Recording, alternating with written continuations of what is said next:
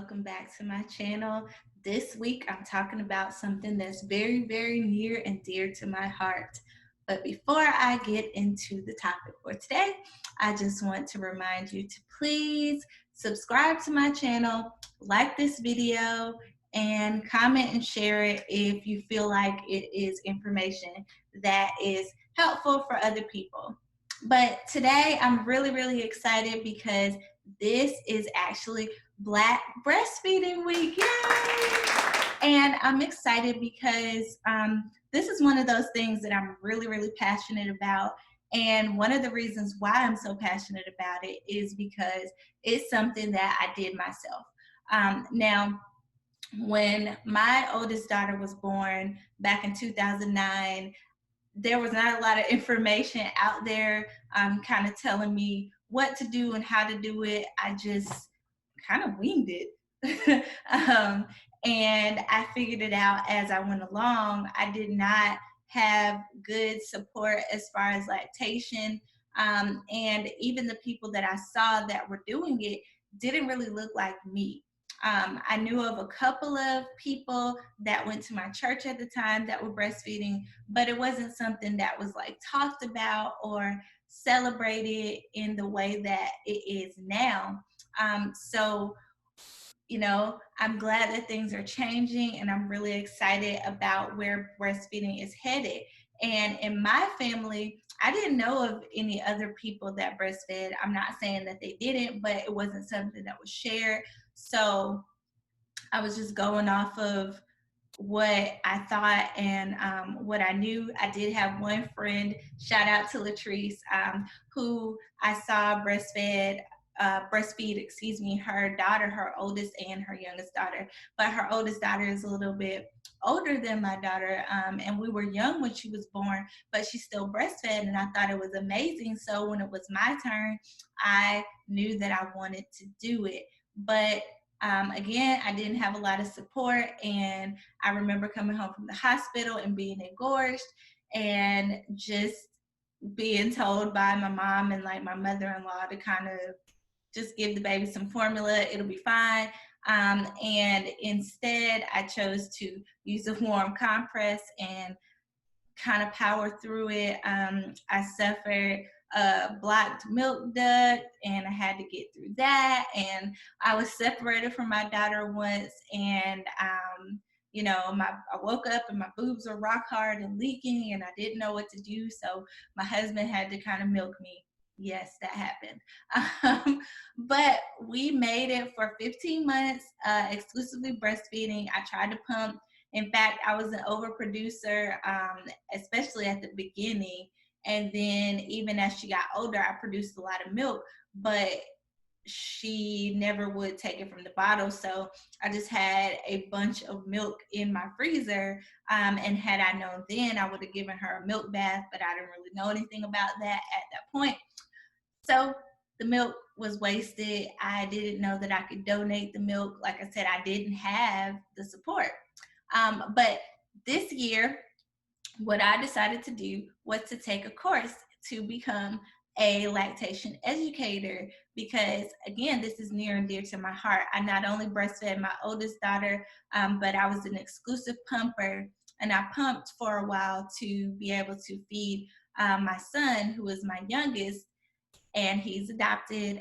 But I did pump to be able to feed him because he was dealing with some skin issues, and his stomach was not doing well with the formula. It didn't matter what we tried. We tried all sorts of hypoallergenic things, and it just didn't work. So one of my friends my best friend actually, who used to be an IBCLC, she told me to try relactating, and that's what I did. And then I met one of my very, very good friends now, who I'm connected to, who is an IBCLC, and her name is Jania. Shout out to Jania, who helped me to be able to relactate and then pump for my son. And it was a different experience because I was used to just being able to pop my daughter on the boob, but with my son, I pumped and it was me pumping around the clock at different hours of the night and waking up and all of that. But I felt like it was worth it because his skin got better. He stopped screaming all the time because his stomach wasn't hurting. His acid reflux improved, and he just started to thrive. So, you know, my experiences were polar opposites because I went from exclusively breastfeeding to exclusively pumping. But for me, all of it was worth it. And I just want to give you guys some of the reasons why Black Breastfeeding Week is important. And then I'm going to give you some benefits of Black breastfeeding. And then I'm going to end the video. So, Black Breastfeeding Week is very, very important for many reasons, but here are my top 5. Number 1, it is important because Black babies die at 2 times the rates of their white counterparts. And according to the CDC, this can be reduced by 50% just by breastfeeding. So if we breastfeed our babies, we can reduce these death rates of our children by up to 50% just by breastfeeding. And I think that that's something very, very wonderful, because all we have to do is breastfeed those beautiful babies, and we can make this infant mortality rate go. Reason number 2 is that there is a high rate of diet related diseases in the African American or the Black community. And one of those ways to reduce these risks is to breastfeed, because children who are breastfed have better immune systems. They have lower risk of certain childhood diseases like diabetes, and it helps their immune systems to be better. So things like asthma, their risk of these things go down, and oftentimes they improve. So, you know, if we want our babies to be healthy, one of the ways that we can do that is to breastfeed. And the biggest one of those childhood related diseases is SIDS. We can reduce the rate of SIDS just by breastfeeding these babies. So if you can breastfeed, please do it, because we can reduce the risk of SIDS and keep our babies from, again, dying and, you know, being sick and all of those things. The next one is the fact that there is a lack of diversity within the field of lactation. A lot of the people that you see at the hospitals after you give birth, or even the lactation consultants, are unfortunately, well, not unfortunately, but they are white females. And if you are a Black or brown person, then it's very helpful to be able to see someone who looks like you, because that helps you to be able to better connect with the person, and they understand you a little bit more as far as your culture. So in the Black community, the next thing that I wanted to talk about was the cultural barrier that we have due to the things that we suffered in slavery and having to wet nurse other, you know, play wet nurse to other people's babies.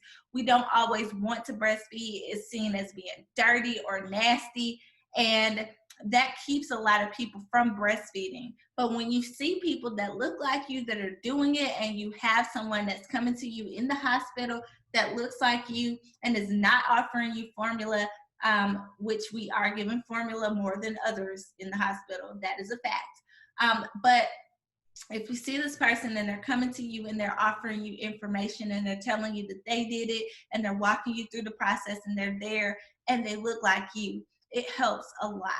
So, you know, we need more Black people in the field of lactation. We need more Black breastfeeding moms to share their stories. We need more Black moms working at WIC who have breastfed, so that they can help with decreasing all of these issues and helping us to get more representation in the field. And the last thing is that there are food deserts. And in a lot of the Black communities, there are food deserts, and people are not getting the best nutrition that they can. But one way that you can help your baby to get the best start is to breastfeed. So those are the reasons why Black Breastfeeding Week is amazing, and we need to keep it going and make it bigger and better every year. Now, here are some of the benefits of breastfeeding. As I said before, it can reduce the risk of SIDS. It can reduce the infant mortality rate. It also helps babies to have better immune systems. Their guts function a lot better because formula can mess with the baby's gut and make it a little bit more susceptible to having issues. It reduces the risk of things like Crohn's disease and ear infections. It helps the baby to be smarter. And, you know, there are so many other benefits, but those are just a few.